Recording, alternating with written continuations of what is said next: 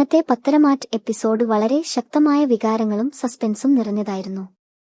അനാമികയും അമ്മയും ഒരുപാട് പ്രതീക്ഷകളോടെ അനന്തപുരി തറവാട്ടിലേക്ക് എത്തുന്നു.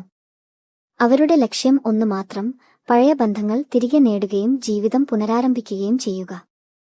പക്ഷേ അവരെ കാത്തിരുന്നത് സ്നേഹമല്ല, കടുത്ത അപമാനമാണ്. കുടുംബാംഗങ്ങൾ അവരെ തുറന്നു പറഞ്ഞ് നിരസിക്കുന്നു.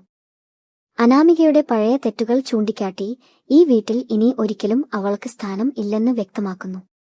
അതേസമയം സാമ്പത്തികമായി തകർന്ന അവസ്ഥയിൽ അവർ സഹായം ചോദിച്ചാലും കോടതി പറയുന്നത് മാത്രമേ നൽകൂ എന്ന കഠിനമായ മറുപടിയാണ് ലഭിക്കുന്നത്. ഇവിടെ കഥ ഒരു പുതിയ വഴിയിലേക്ക് മാറുന്നു. മൂർത്തീസ് ജ്വല്ലറിയുമായി ബന്ധപ്പെട്ട കള്ളക്കടത്ത് സ്വർണ്ണ കേസിൽ അന്വേഷണം കൂടുതൽ ഗൗരവകരമാകുന്നു. ഈ കേസിൽ പ്രധാന സാക്ഷിയായിരുന്ന ഡ്രൈവർ ദുരൂഹമായി കൊല്ലപ്പെടുന്നു.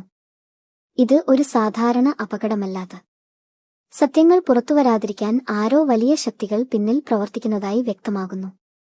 ആദർശനും നന്ദുവും ഇപ്പോൾ വലിയ അപകടത്തിലേക്ക് കടക്കുകയാണ്. അവരുടെ ഓരോ നീക്കവും ആരോ നിരീക്ഷിക്കുന്നുണ്ടെന്ന് തോന്നൽ ശക്തമാകുന്നു.